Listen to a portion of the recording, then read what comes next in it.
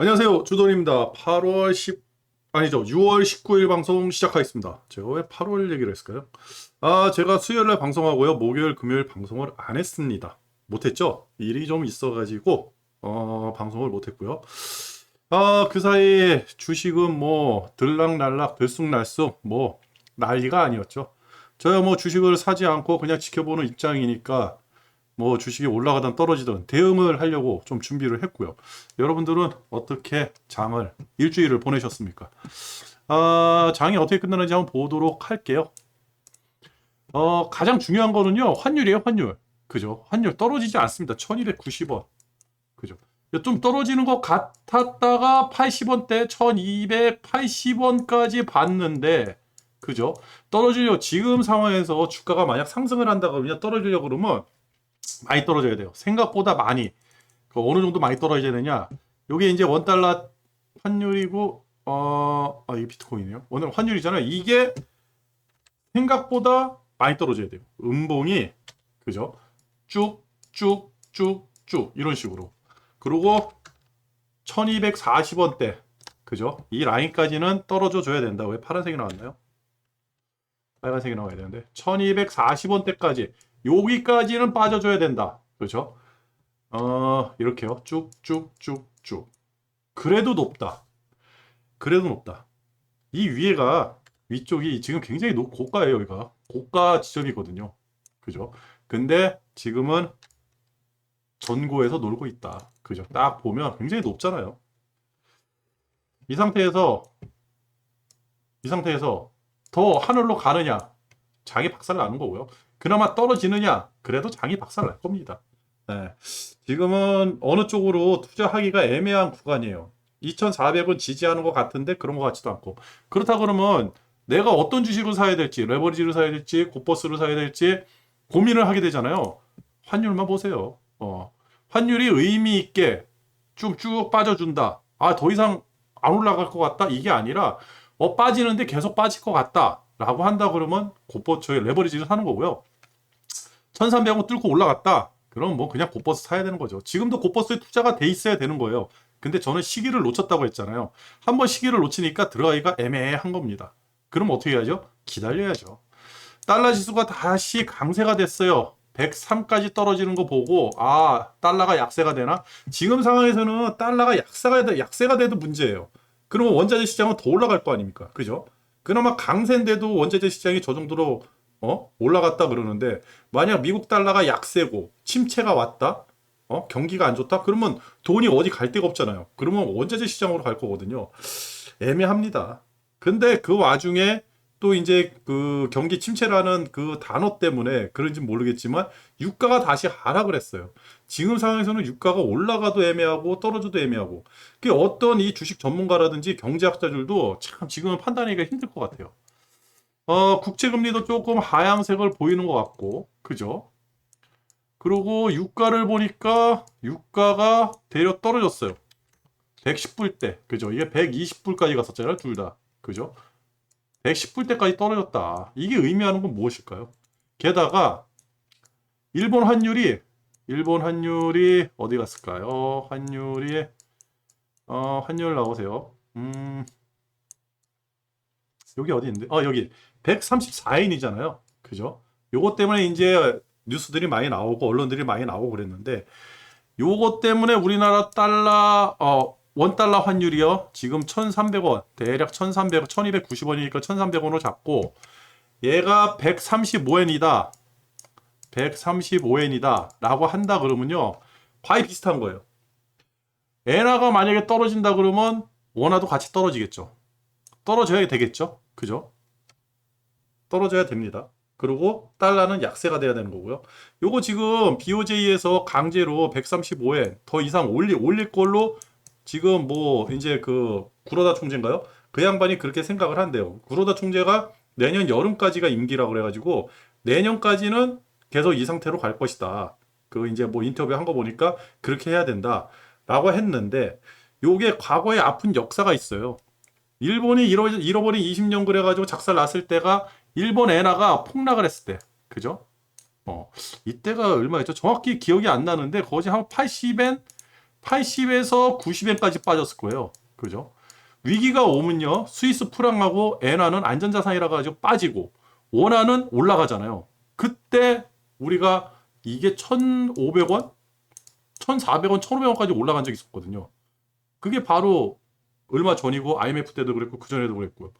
그때 만약에 우리는 수출로 먹고 사는 나라잖아요. 일본도 뭐 자원 강국이 아니니까 수출로 먹고 사는 나라거든요. 뭔가를 만들어 수출해야 되는데 80엔, 90엔 가지고 수출이 되겠습니까? 작살 나는 거예요.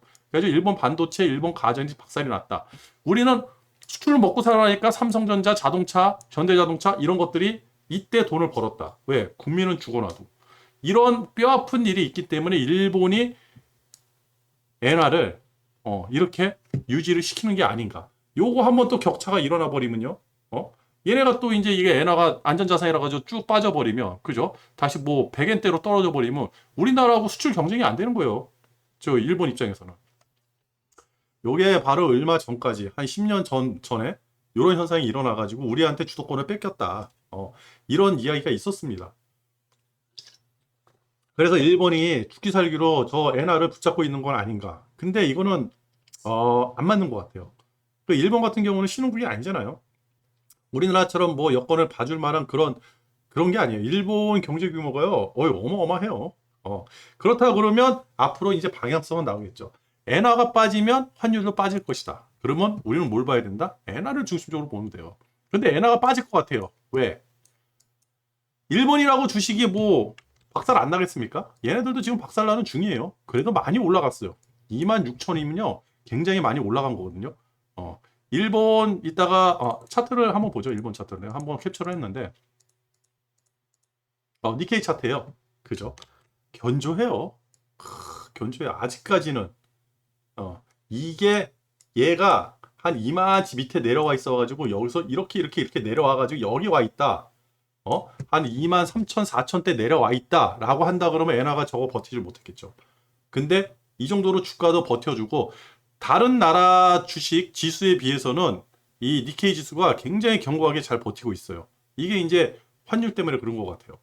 일본의 어떠한 정책. 근데 이게 무너지는 순간 국가 이제 서민 경제도 뭐 벌써 일본 서민 경제 망가졌죠. 우리나라도 마찬가지지만 서민 경제 일본 같은 경우는 인플레라는 거 사람들이 여지까지 수십 년 동안 30년 넘게 인플레라는 게 뭐야?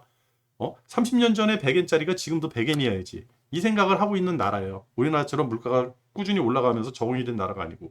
그래서 지역적 충격이 굉장히 크다. 이거 제가 이제 어디서 유튜브에서 본 거예요. 근데 그 말이 맞는 것 같아요.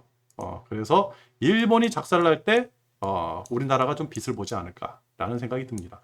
그리고 우리나라는요, 코스피가 굉장히 많이 빠졌죠. 2,400까지 빠졌다가 다시 쑥 올라오는 거예요. 마이너스 2%까지 빠졌다가 다시 올라오는 모습. 좋다고 할 수 없죠. 왜? 환율이 버텨주지 않아요. 차라리 빠지려면 그냥 빠져야 돼요. 이 정도 환율이면. 그죠? 왜 반등을 했을까요? 의미 없는 반등.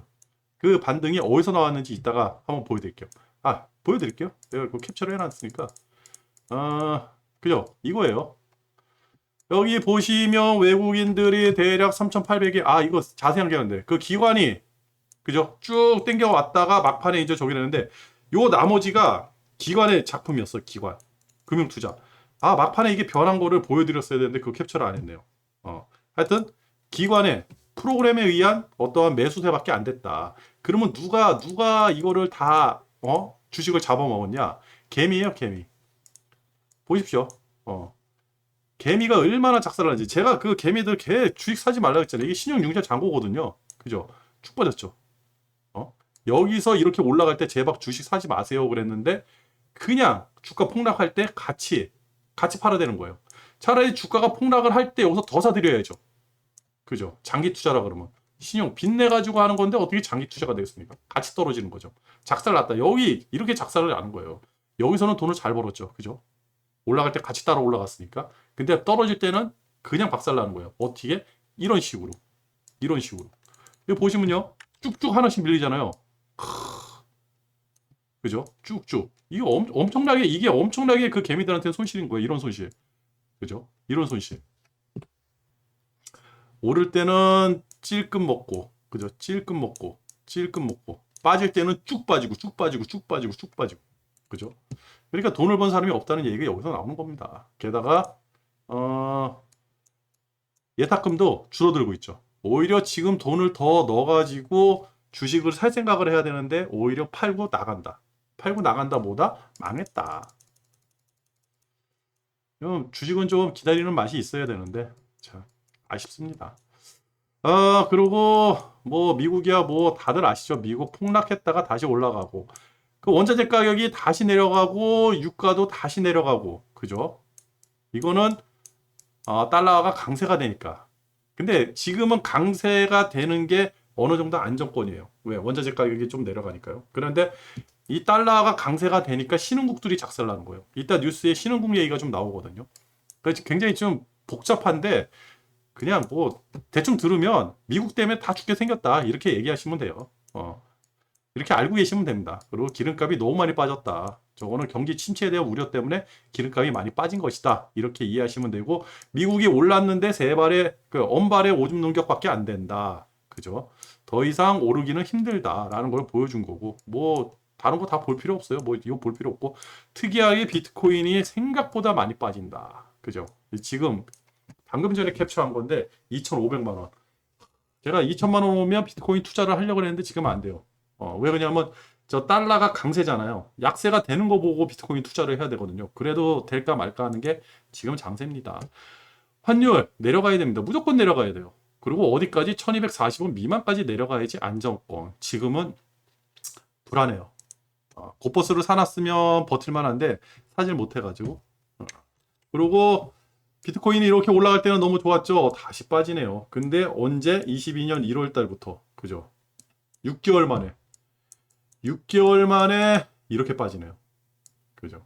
8천만 원짜리가 2,500만 원. 거진 뭐 4분의 1 토막이라고 해도 과언이 아니죠. 어디까지 빠질까요? 1,000만 원까지 빠질까요? 글쎄요. 근데 비트코인이라든지 이 코인 시장으로 들어갈 돈이 없어요. 돈이 있어야지 얘도 오를 거 아닙니까? 얘는 무슨 뭐 경제 활동을 해가지고 만들어내는 어떠한 재화가 아니잖아요. 그죠? 여기서 이제 그런 게 나오는 거예요. 제가 가장 두려웠던 게 뭐냐면 이 쓰임새는 어디냐는 거죠. 비트코인의 쓰임새. 어둠의 거리밖에 없는 거예요. 그죠? 제3의 화폐로서의 가치는 다른 게 다 좋을 때, 세상이 좋을 때. 사실 뭐 그 비트코인 상승할 때, 요때 비트코인만 상승한 건 아니잖아요. 요때 비트코인만 상승한 게 아니라 주식도 상승하고 부동산 상승하고 비트코인도 상승하고 모든 재화, 원자재. 원자재는 아니군요. 이거 상승한 거예요. 그죠? 모든 재화가 상승한 거예요. 그죠? 그리고 인플레이션이 된다 그러니까 그때부터 원자재가 상승하기 시작하는 거죠. 그죠? 왜? 인플레이션은 돈의 가치가 없어지는 거니까. 근데 인플레이션 오면 금리가 올라가잖아요. 그죠? 금리가 올라가면 제일 먼저 어디서 또 두들겨 맞아요? 주식, 부동산, 비트코인 이런 거죠. 그죠? 박살 내는 거예요. 하나씩 박살 내는 거예요. 그렇다. 이게 돈의 힘으로 올라간 거다. 뭐 다들 아시잖아요. 마음이 아프다. 코스피 안 좋다. 안 좋다. 요거는 지금 우리의 영역이 아니다. 그죠? 2400 무너지느냐? 2400 무너지면 지금 2300까지 얘기하는 사람이 있고 2200도 얘기하는 사람이 있어요. 그러면 나는 여기서 곧버스로 투자할 거냐? 아니요. 기껏 빠져봤자 2200이에요. 진짜 큰일 나서 2000.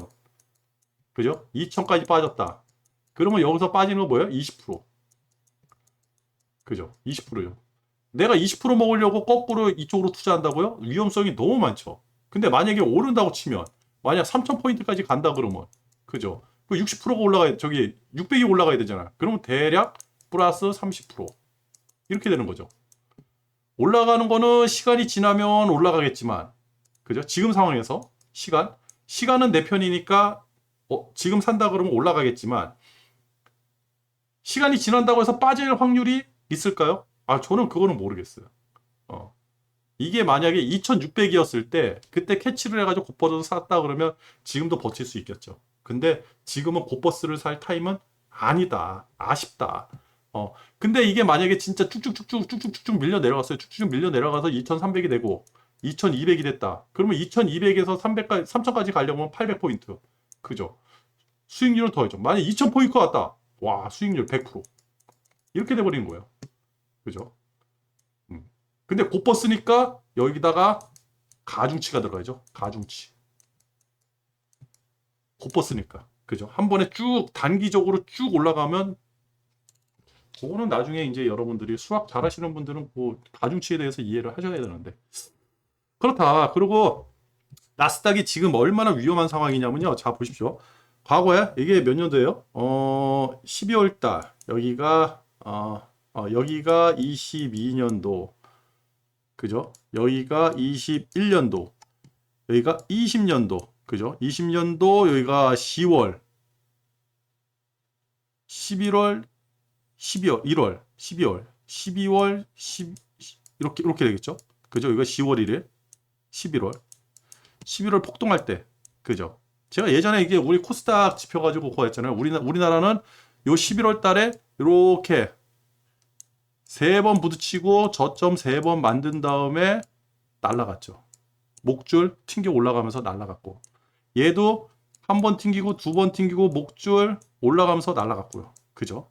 근데 얘는 장기로 쭉 올라갔고 우리는 여기서 이렇게 내려오고 이 차이인 거죠. 그죠?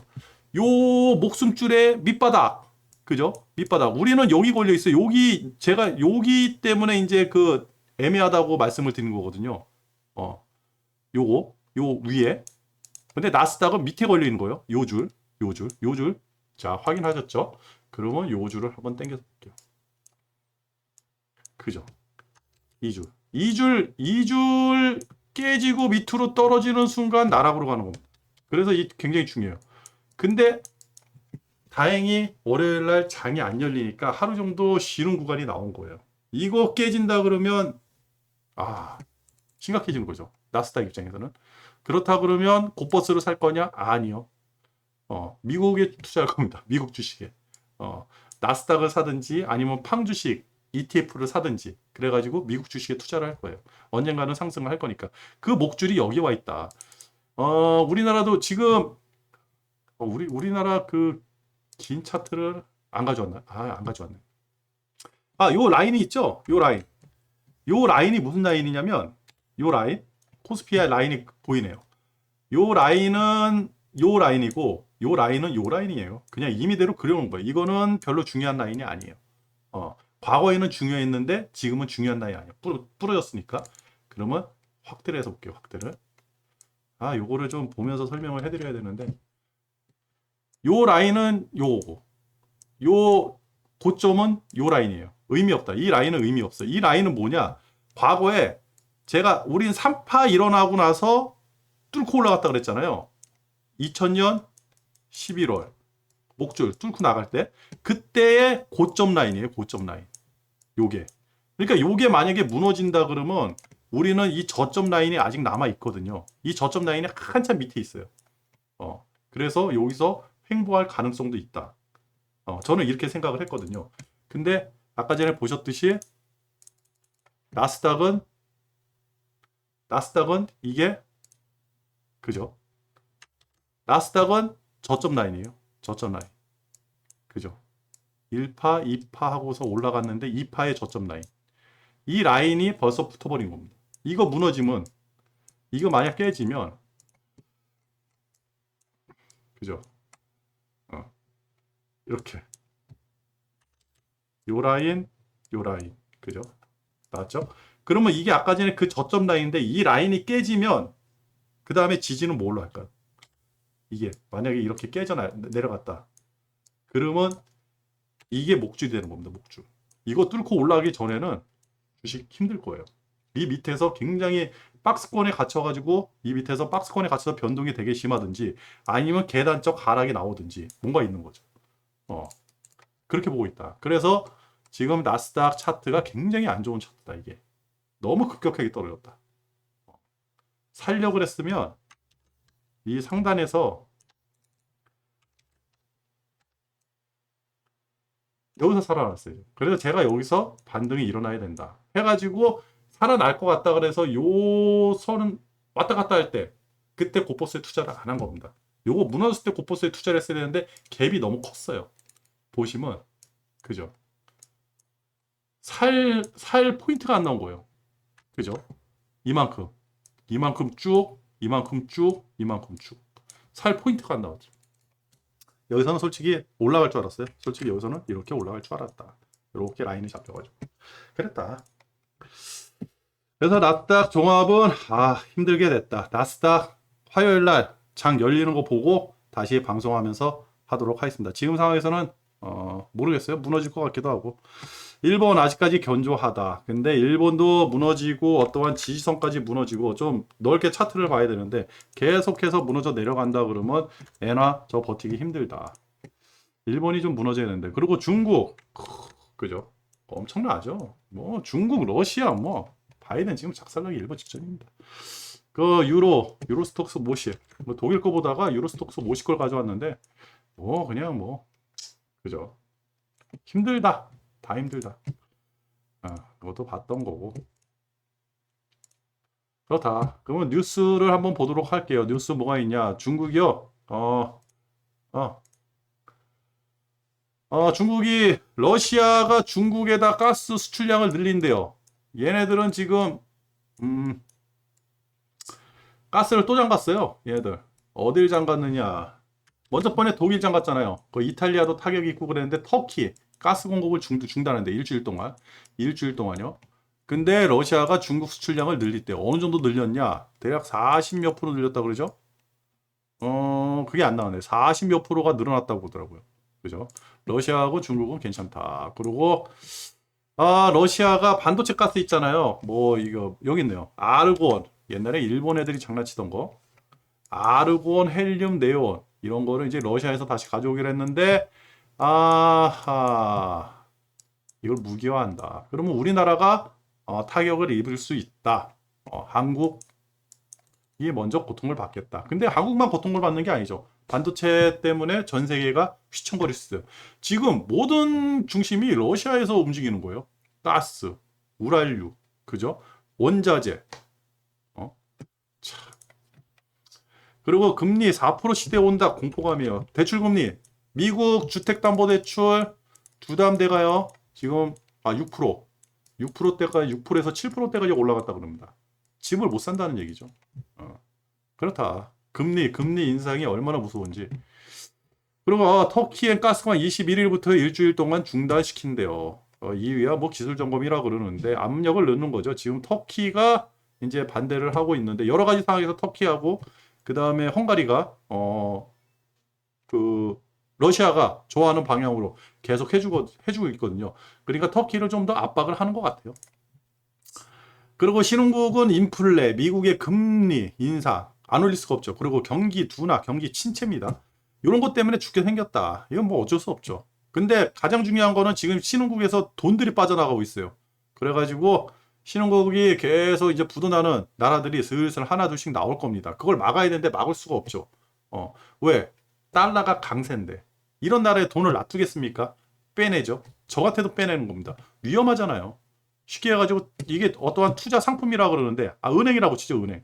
저 지방에 있는 듣도 보도 못한 은행이 있는데 저기 이자를 많이 준다 그래서 이자를 많이 주면서 맡겨놨는데 아이씨 저기 국민은행이 이자를 더 주는 거예요. 그러면 그 시골에 있는 은행에서 돈을 빼가지고 국민은행에 넣을 거 아닙니까? 그죠? 그런 상황이에요. 그러면 그 시골에 있는 은행은 그 돈이 안 나가게 하기 위해서 이자를 더 많이 줘야 되잖아요. 그러면 신흥국이 금리를 올려야 돼요. 신흥국이 금리를 올리면 어떻게 돼요? 망하죠. 그죠? 망한다. 그리고 배고파서 시위가 일어난다. 신흥국. 배고프고 돈도 없고. 그리고 미국인들이 여행도 안 가고 외식도 안 한다. 그죠?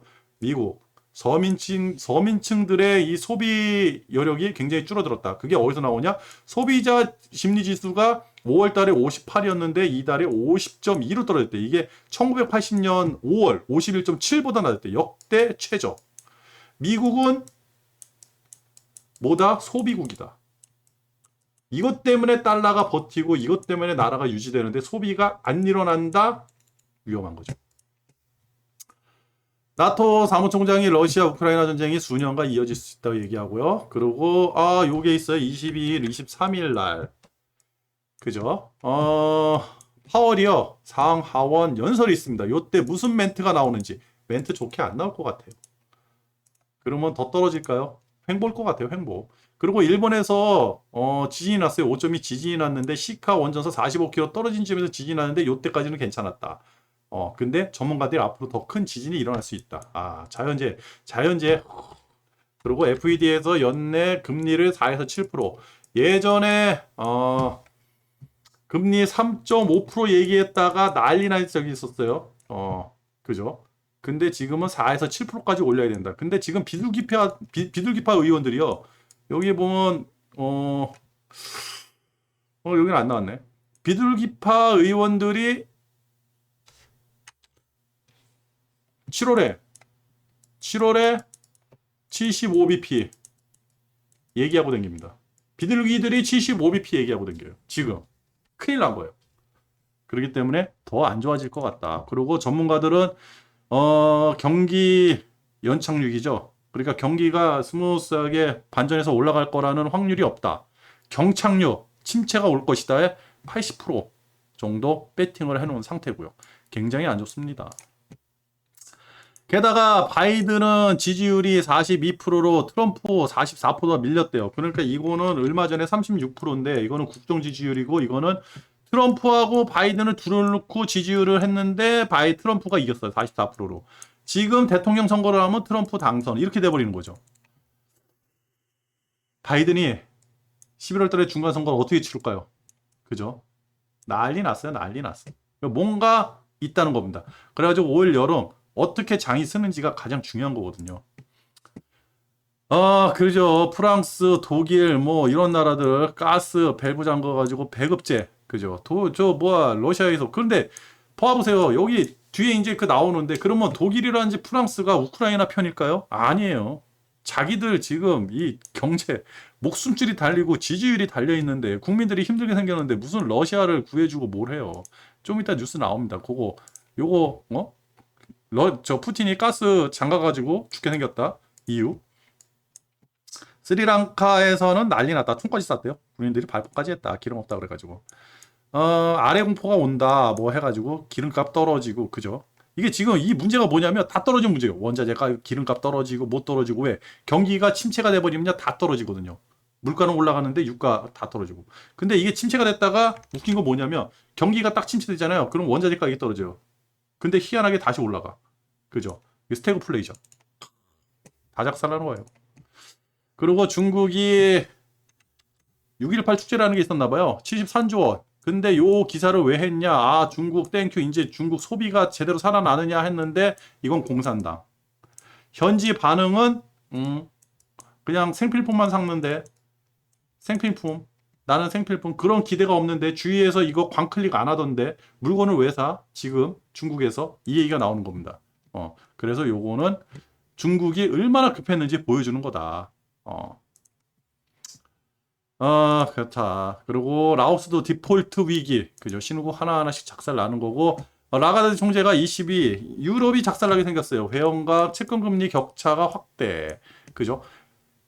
요게 예전에 요 문제 때문에 한번 유럽이 뒤집어진 적이 있었죠. 그죠? 돈 많이 버는 나라, 돈 못 버는 나라들. 이게 단편적인 예가 그리스 사태 아닐까요?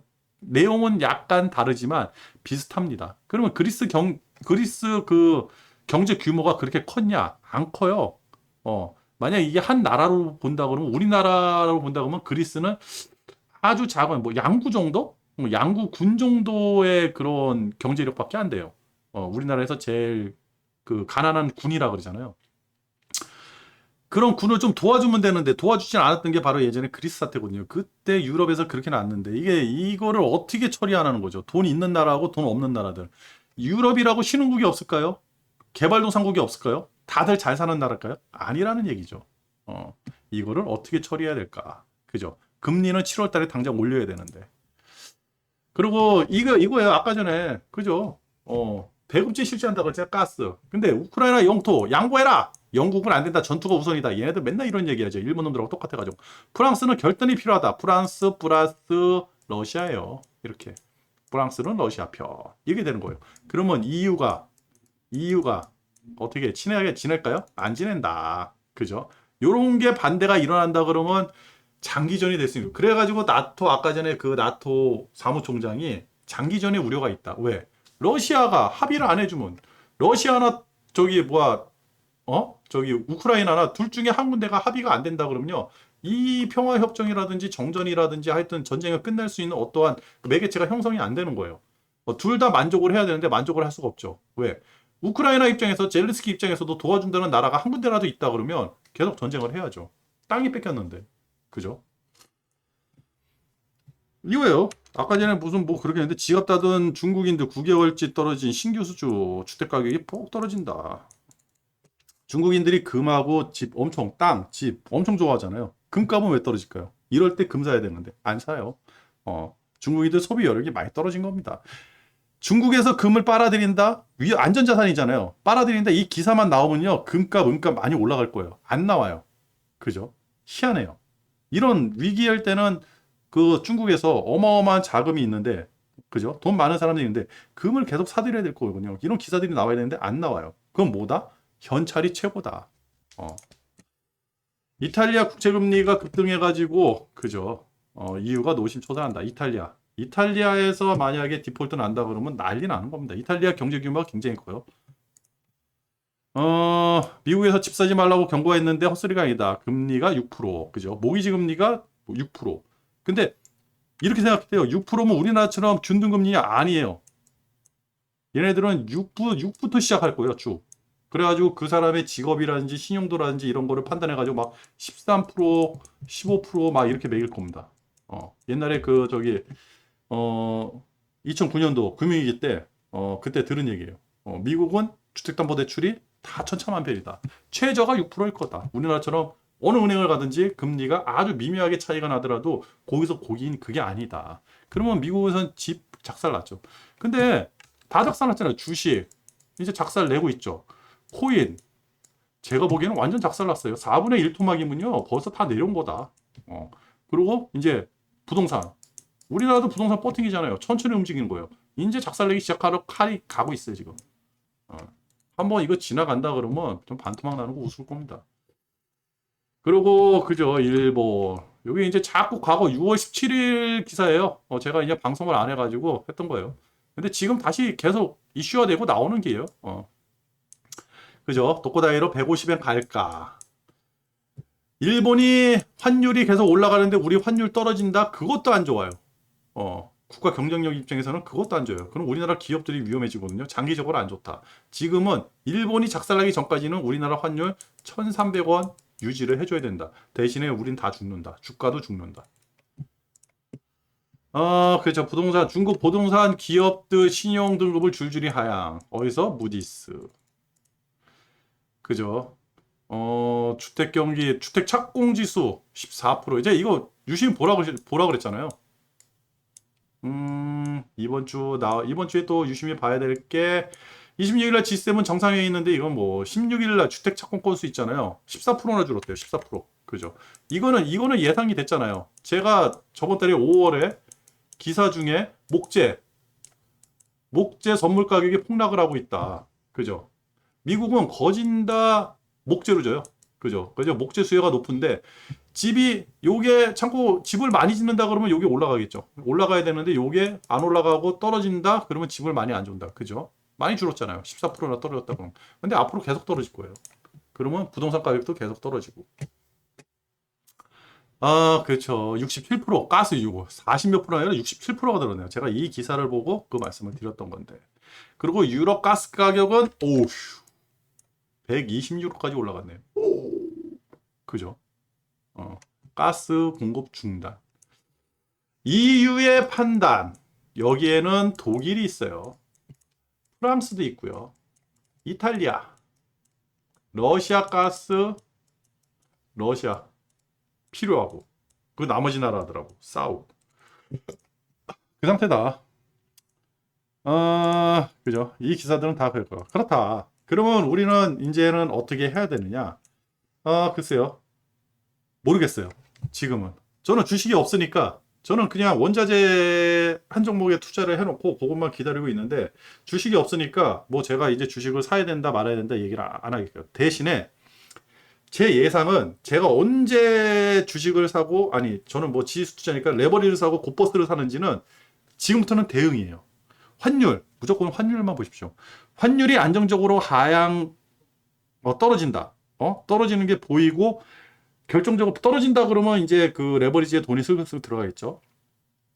그리고 이 1240원 1240원 미만으로 떨어진다, 강력하게 떨어진다 그러면 레버리지가 맞는 거예요.